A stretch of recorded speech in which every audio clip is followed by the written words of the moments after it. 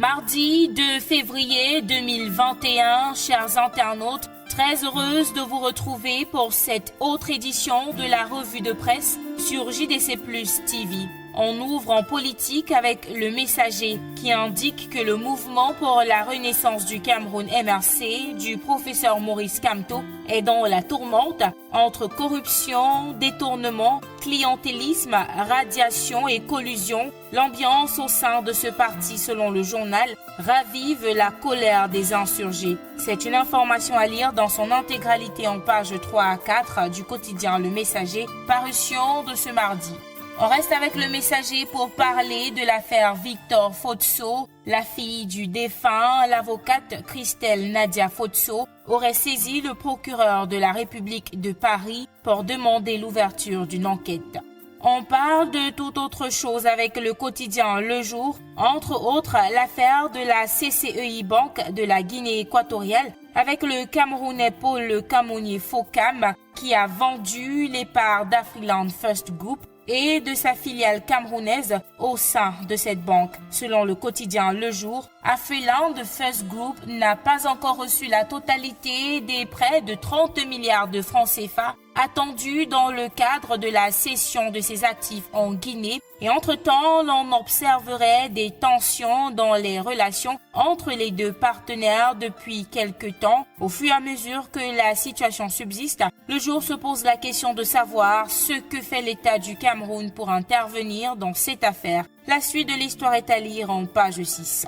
On reste avec Le Jour pour parler administration. Le quotidien Bleu nous fait savoir que les nominations ont été suspendues au ministère de l'enseignement secondaire pour corruption. Le professeur Pauline Nalova-Lyonga aurait clairement présenté la corruption comme la cause principale des retards accusés dans la nomination des responsables des lycées et collèges hier à Baganté dans l'ouest du Cameroun. Toujours avec Le Jour, on apprend que 2 enseignants ont été kidnappés à Pumba dans la région du sud-ouest.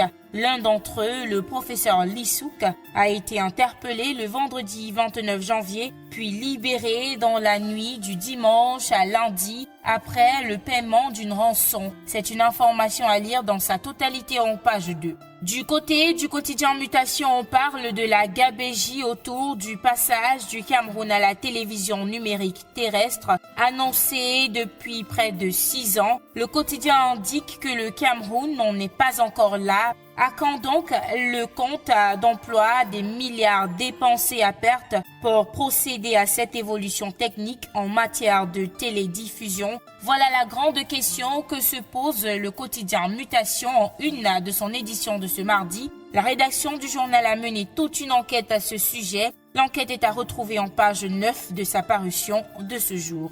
Mutation renseigne également sur ce qui s'est passé entre Bolloré et le directeur général du port autonome de Douala, Abidjan. Selon Info Matin qui relaie la même information, la Cour commune de justice et d'arbitrage africaine a rendu le 28 janvier dernier une décision défavorable dans le feuilleton judiciaire lié à la concession du terminal à conteneurs de la place portuaire de Douala, métropole économique du Cameroun. Les détails de ce verdict sont à lire en pages 2 à 3 d'Info Matin, parution de ce mardi.